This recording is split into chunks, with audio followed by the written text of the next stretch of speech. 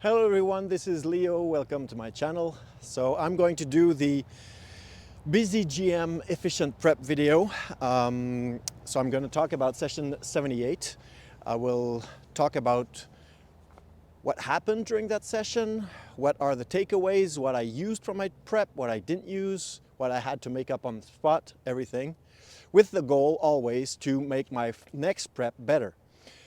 As you know, on this channel, I try to share my prep videos to help other GMs get good prep in an efficient amount of time. My goal is always 1 hour per 4 hours of play.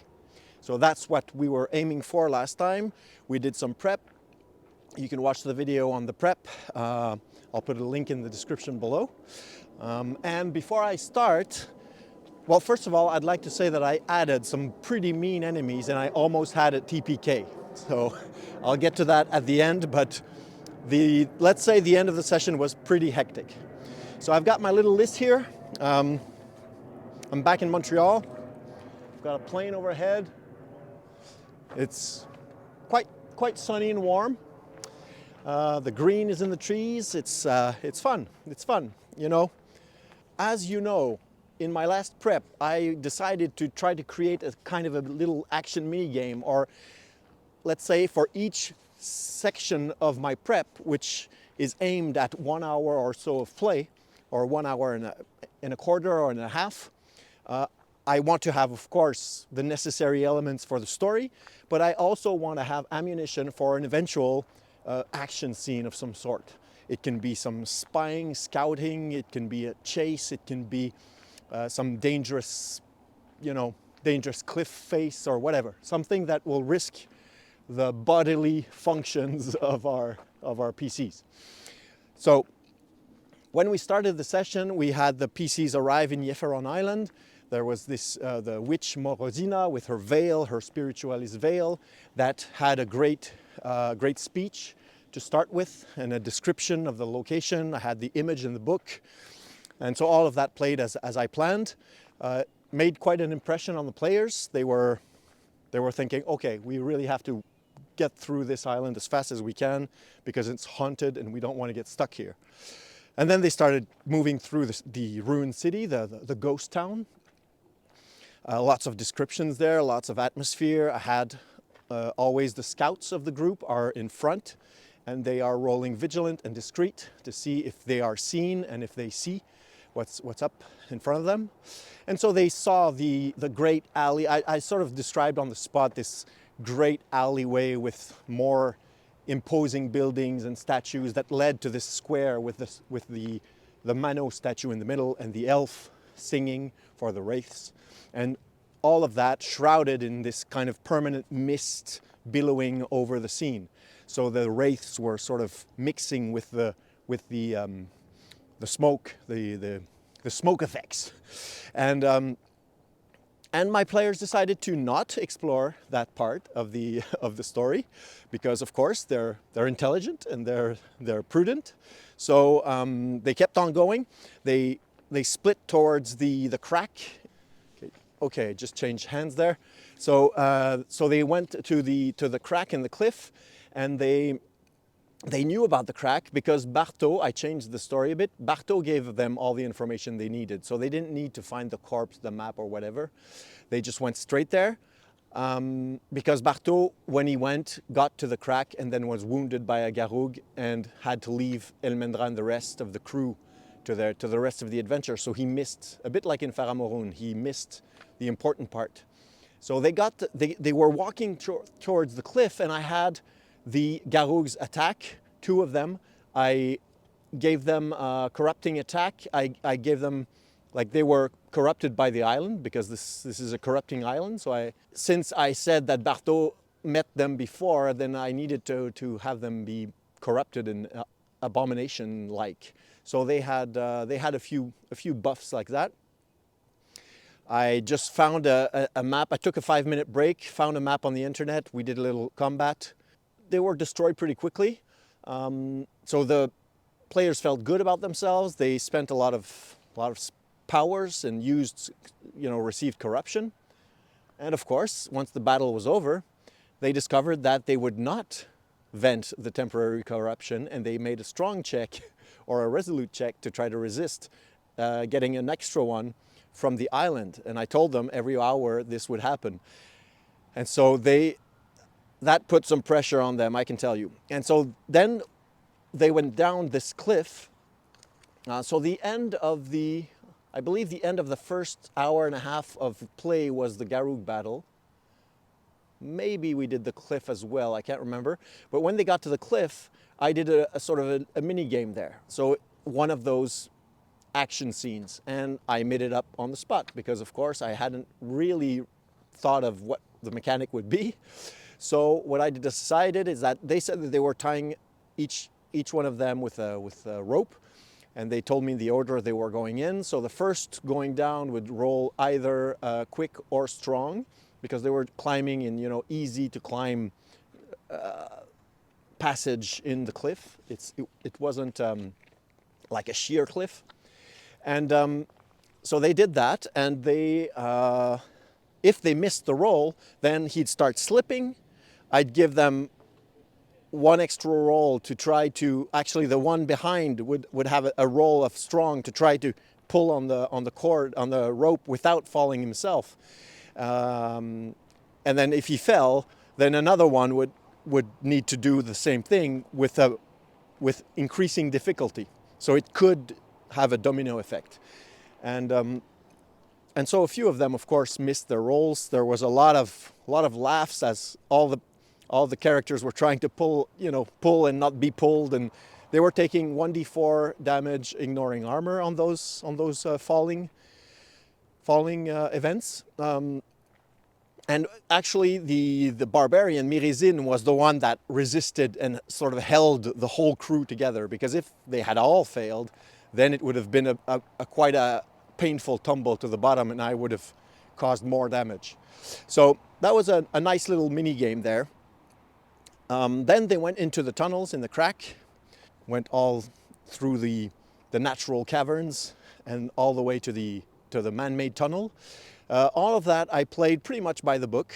I used the tests that were suggested in the adventure, pretty much. And they avoided the pit trap just barely, because Beau succeeded all the rolls that were needed.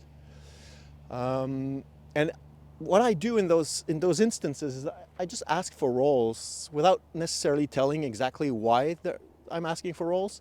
And I'm sort of describing the scene, and I'm asking them what they're doing, what they're looking for, and I'm asking for rolls that are related to what they're doing and what they're telling me they're doing. But then I can look at my sheet, and I can see if the rolls that they succeeded can sort of check the boxes of the rolls that were needed. So it's just a guideline. So I know that, okay, to avoid this trap, you need 2 successful rolls, or 3, or whatever. And the narration, of course, will go with the rolls. Like, the narration comes first and the rolls after. But I find that the suggestions of the book are just a guideline to what kind of difficulty, how many rolls you need. So, in fact, I quite like that the rolls are not modified, and that the difficulty comes from the number of successes, because a quick d20 on a stat for a player is really fast to roll and have a result. And I find that in the rhythm of the game, it's easy to just say, okay, give me a vigilant check. He rolls, tell me how much you beat it by, and then I just integrate that into my narration. We keep on going. Okay, he's doing that, give me cunning. So that kind of free-flowing discussion is not broken by those tests, and I really like that. I sort of prefer it from having math in the mix. Like, if you have just one test with -5, it sort of feels bad, because the characters, it's win or lose, there's no in between.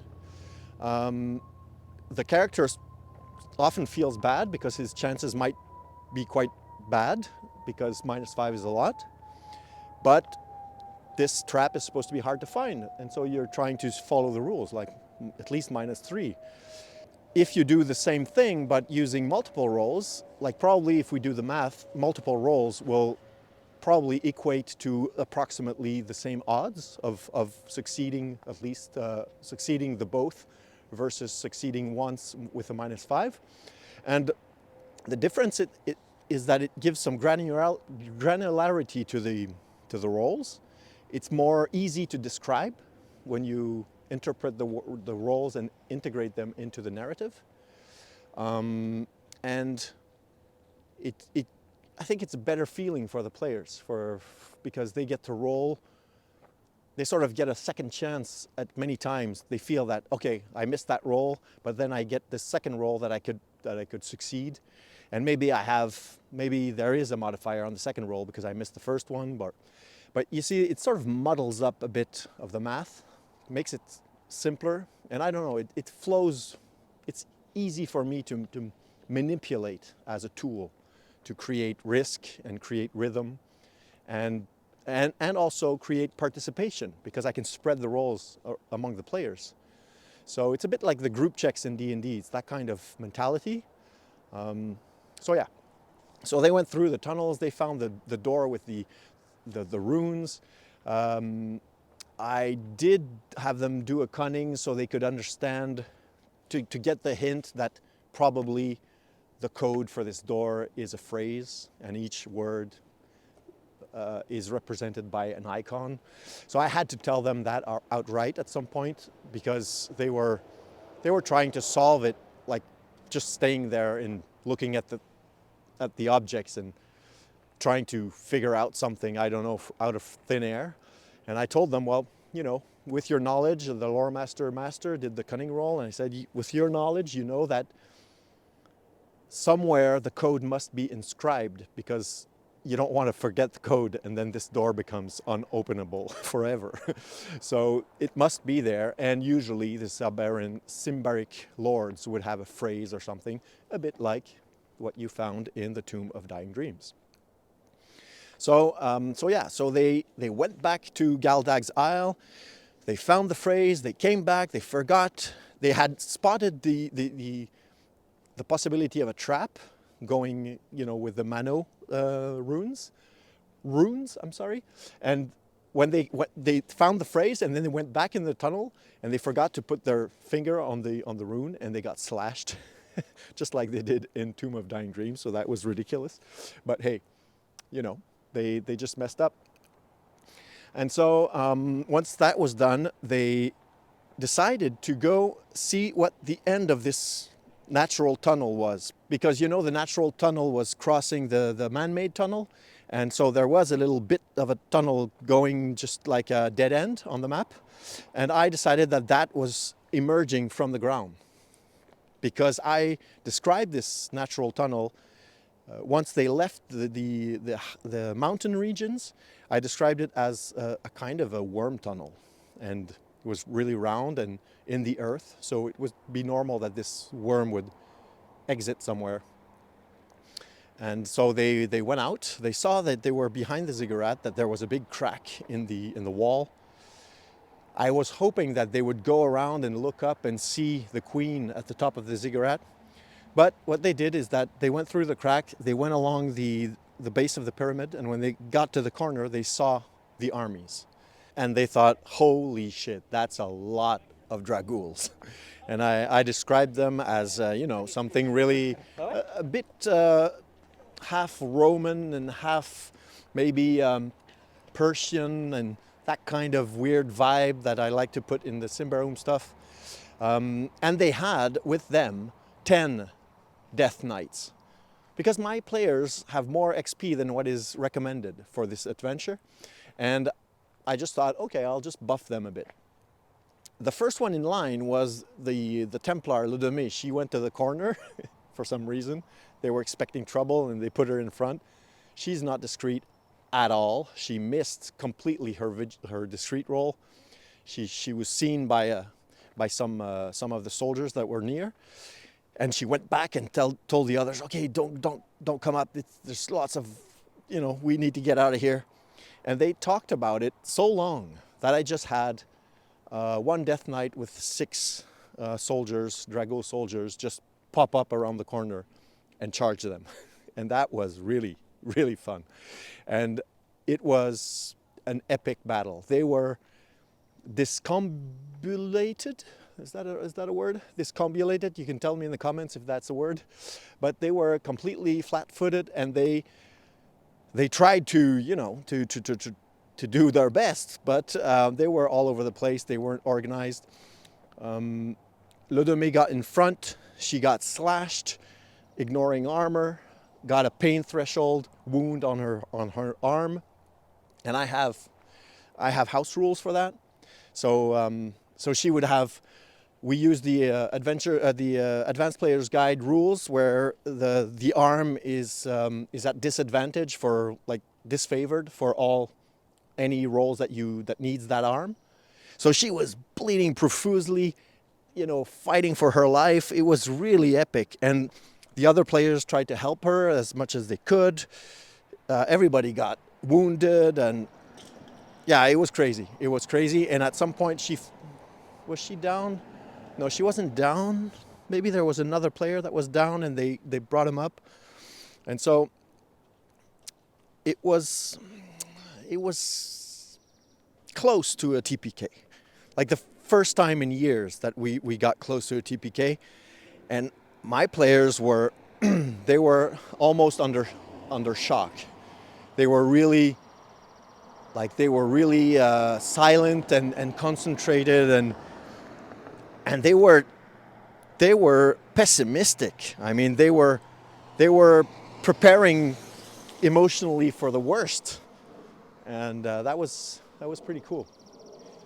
And of course, I asked them afterwards if they liked it, even though it was so hard on the nerves, and they really liked it, of course, but they were afraid.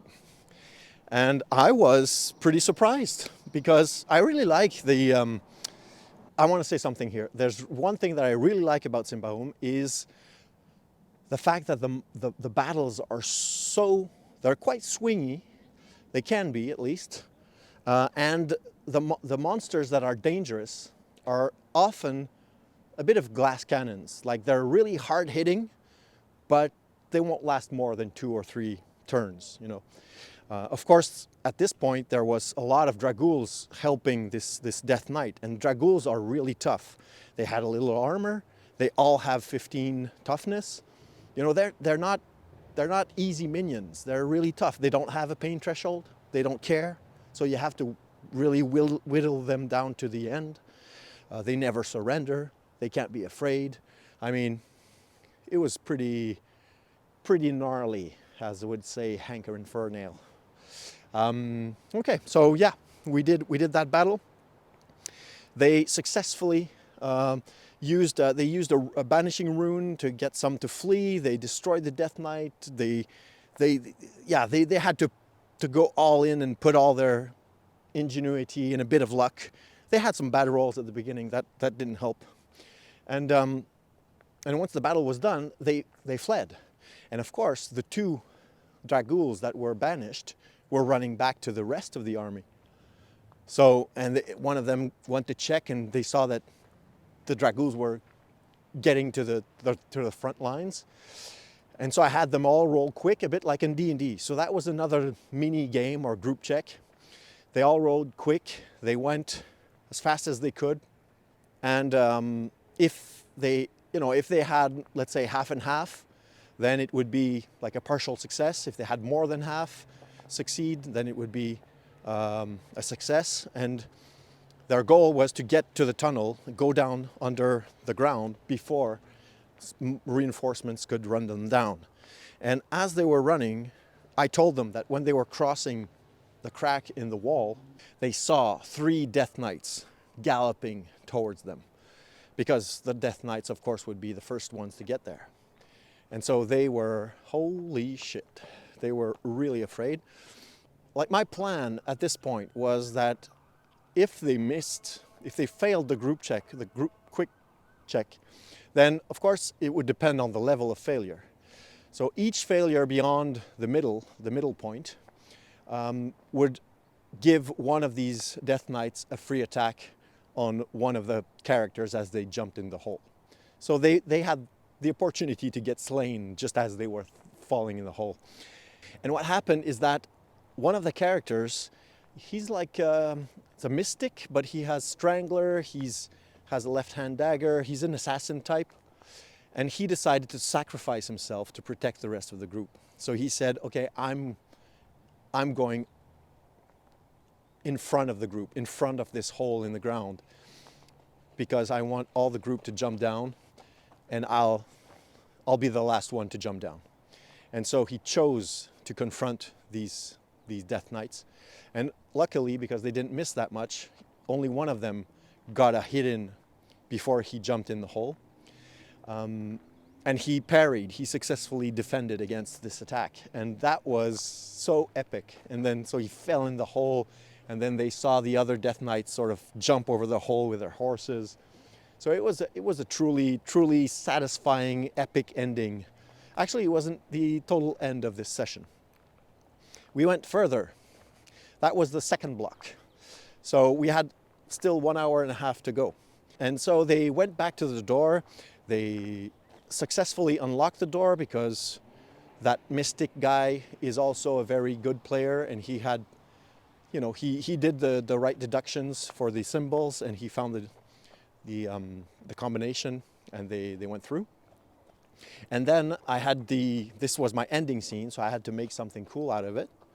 So I had them go down, you know, they went down to the Manaud, the cave of Manaud, and everything was dark, even though there's this luminescent stuff. And the luminescent stuff, I described that it was going down into this pool of water, very deep crack filled with water that sort of seemed like to go endlessly downwards. And so they went there, they entered. The two scouts that were sent in were the barbarian Mirizin and the goblin Beau. And Mirizin used his witch sight to try to see more in this room. And so I described, of course, these statues slightly covered in ice. I described this enormous blob, a dark red blob of Manaud, glistening in the distance, the pile of bones. It was really, really spooky. And with the witch sight, he saw a white light shining in the bottom of this lake. And through that white light swam by the shape of an enormous spider.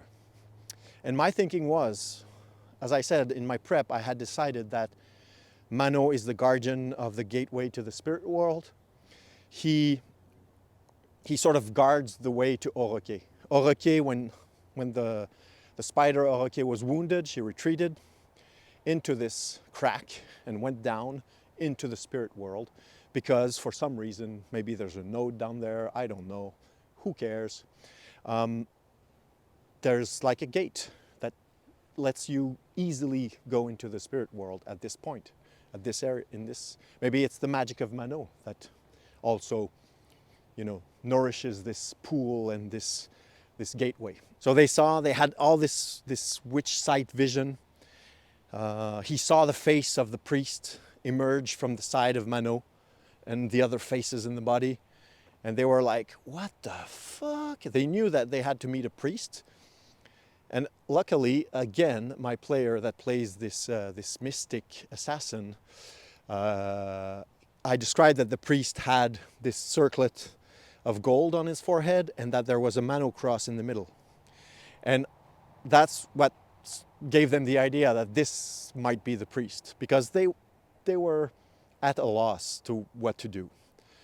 I also had Manaud open one of its big eyes and look at Mirizin while he was doing his witch sight. So that was pretty cool. But then the eye closed again. But they know that this thing is alive, that this thing can wake up. And the priest just asked them, who dares awake the great Manaud? That was the end of the session. So first of all, I want you guys to know what you think of what happened, and you know, do you see the correlation between the prep and and what really happened? In my case, my takeaway for this is that, again, I didn't prepare for the most obvious things that I should prepare, like the mini games. I knew that I needed a mini game there, but I didn't, you know, decide on a way to roll dice for it. I guess it's not that bad because it depends on what the players decide to do. Like if they scaled without the rope, then I would have found some other way of playing this out. But what I did realize that I really want to improve is that I think I need these little elements that I said for each block of the prep, just, you know, ideas of what's important for the story, the secrets, maybe an idea for a mini game or something that can happen to spice things up if I need to. As I said, it's ammunition. So the idea here is that if my players are a bit low energy or they're not into it or, you know, they're a bit sluggish, I can just whip up something that will wake them up and just put some action at the table. And I need to have something already planned out, so it's more than just random encounters with no flavor, no logic, I like to tie clues for the story into every encounter as much as I can. So if I can think about those in advance, it's just ideas that I can change around later on as we play, but gives me ammunition. So that's all good. I'm going to keep that way of prepping. But the one thing that I really don't like, and that I realize that happens all the time to me, is I don't have a good GM screen. I did create one myself with some tables, and I sort of gathered things, but I want to have a spread, like a 3-page spread that goes on a typical GM screen, that is custom made for that session and maybe just that part of the adventure. So I just need to update it every prep, just check what I have on my 3 pages, make sure everything is useful, move things around if needed, and then I print that out, and that's my GM screen for the game. Because I'm often opening a book, fondling for, not fondling, I'm looking for papers and stuff like that. And I'm really not that, organized. And so it's a pain. And I was thinking, if I have my notes, my session notes in front of me, I can have a printout of my prep notes, my main prep notes. So that's 2 pages, like a notepad and a page. And then I can have all the rest of the stuff on those 3 boards in front of me.